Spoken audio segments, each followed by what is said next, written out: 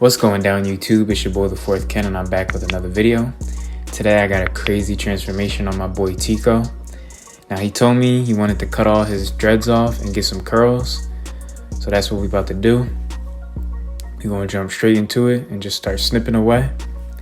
Now we're gonna have to do some scissor work on top. If your client comes in and says he wants his dreads cut off for a wave cut, I recommend just chopping away. You don't even have to be careful. Just chop and then wash the hair and cut it down. But since he's requesting curls, we're gonna have to leave some length on top and then even it out later. So my game plan going into this was to initially cut his dreads off, wash it, relax the hair, and then deep condition it. And what condition does for the hair, it adds moisture, and for naturally curly hair like his hair, it'll make it curly.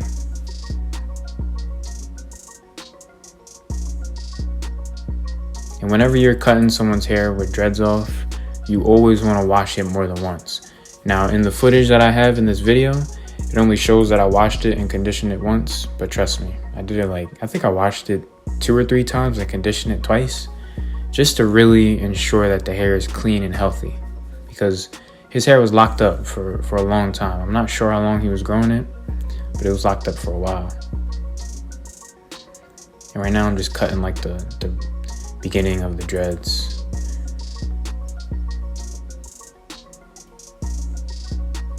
So now we're gonna wash his hair with some honey shampoo and conditioner.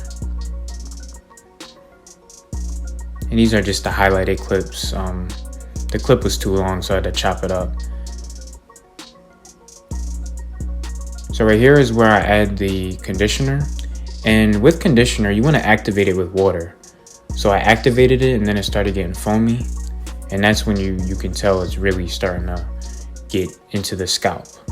That's the goal of conditioner, to really hydrate the scalp and the hair.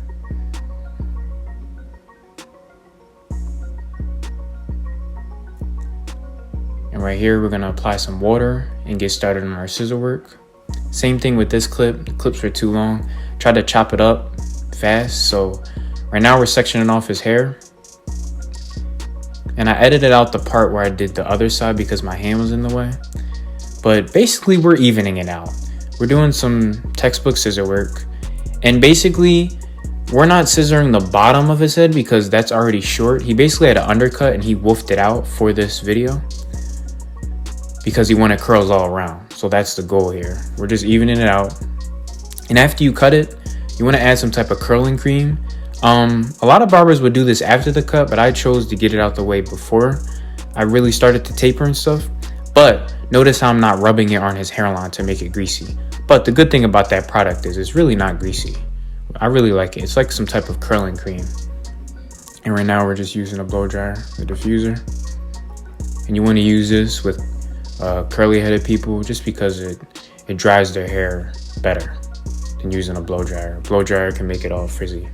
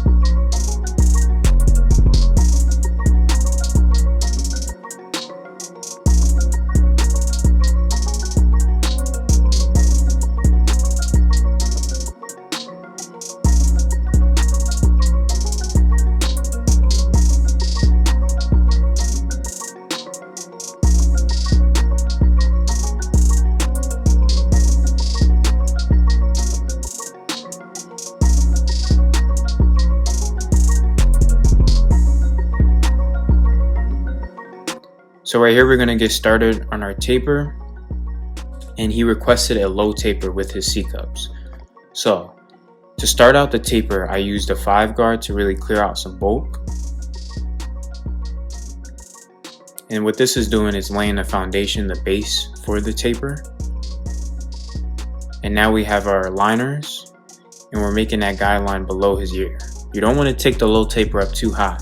Otherwise, it's a burst taper or like a high taper with C-cups, but you want to keep it low. Next, we're going up about a 1/2 inch with our lever open. And the thing about his hair texture, I'm sure my experienced barbers can relate. Every person has different hair texture. This hair texture is extremely curly hair texture, so it's easier to blend in, and it's brown.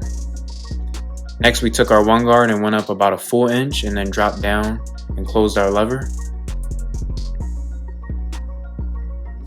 And right now we have our number 4 guard with our Andis Masters. Now, why am I using the Andis Masters? I like the 4 guard on here better because it's the double magnetic ones and it's very sleek. I like the guard. The next step we're going to do above the 4 guard is we're going to clip over comb it. But notice how my lever is not closed. When the lever is closed, you have less room for error. When you leave the lever open, you give yourself room to work with. You give yourself room to mess up too.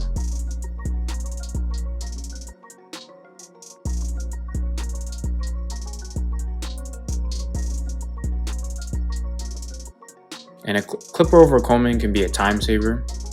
As you can see, I clipper over comb that area, which made it easier now that I have the 3 guard.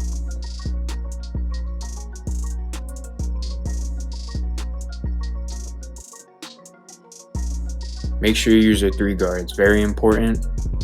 Using a 2 guard right after the 4 can be detrimental, it can leave patches. So right now we have the 2 guard after using a 3. First it was open and then I closed it.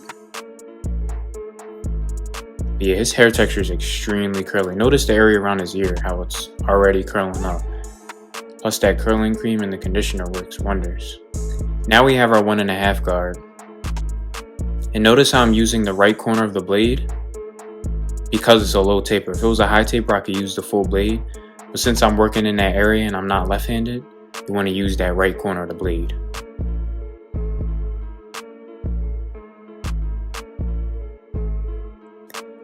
Next is our 1/2 guard, the wall 1/2 guard, not the Babyliss 1/2 guard. And this cuts closer than the Babyliss 1/2 guard and the Andis 0 guard. So you want to keep it low. You don't want to go up too high unless your lever is all the way open and you're using your corners. But once again, we're using our corners and staying consistent with the blend. All a taper is a mini fade. It's a compressed fade. That's all it is. And the final step is to just go in with your lever closed and just gradually open that lever without a guard in there. And what this is doing, you're just detailing a taper, making sure all the lines are blended out. I recommend doing this with either the Babyliss FXs or the Andis Masters, just because the teeth are nice. I recommend the Babyliss for this texture of hair because, you know, it gives you room to work with. The blade is it just goes with the texture. And to get started on the shape up in the back, we're just keeping it natural, but also keeping it sharp. You want to make sure to always trim that area down before you shape it up. Otherwise, the hairs will be overhanging. Kind of like how it is now, but I ended up fixing it. But you don't want to take it down too low, otherwise it'll look patchy. So with this texture, you want to be very careful because his hair, as you can see, his hairline's pretty patchy, and I didn't even touch it yet. But we are going to taper his hairline slightly. We are going to use some color enhancement to cover up that light corner right there. So to get started with the hairline, we're going to add some water. And what this does is it stretches out his curls to make them into waves to kind of get them to lay down better. And now I'm adding some cleaning solution to his skin to really clean his skin. And now I have my 4 guard with the lever open, but I'm kind of scooping out. What this is doing is it's blending that transition area between his front hairline and his curls. And to finish that off, you're going to want to add some hairspray. And of course, you want to dry that, and then you want to get started on the shape up. So I did speed this part up. It's pretty straightforward. His hairline isn't perfect, but we're going to try and get it there. Always want to make sure you don't push it back.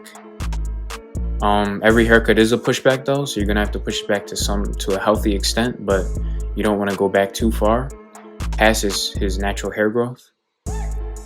And we're getting started on the other side. He did have a peak, but it wasn't like too crazy. His hairline isn't horrible. His hair is just very curly, so it makes it difficult in some spots. So this is the difficult spot that I had trouble with. We're gonna get started on our C-cup. I always recommend that when you're dealing with a a difficult vertical bar, just do the C cup and the front hairline and then focus on the vertical bar. Just so you set the base, you set your stencil to see what you have to line. And for this part, you want to make sure you don't push it back, even if it's light, because you can always enhance it. You can never put hair back.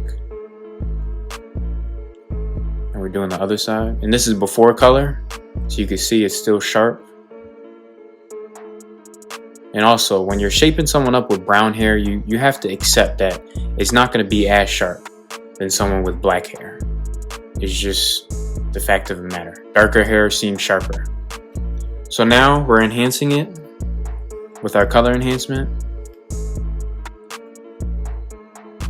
And I'm gonna brush his bangs down and make sure I line it one more time so that it's nice and crispy. And notice how I'm positioning his head so that I can see the full scope of the line, and then I can make it nice and symmetrical. Don't let your client walk out of here with a crooked line, man. Just don't do it. Don't do it. And finally, he just asked me to line the bottom of his beard, and he asked me to trim it a little bit too. He said it was getting too husky, so we freehanded it.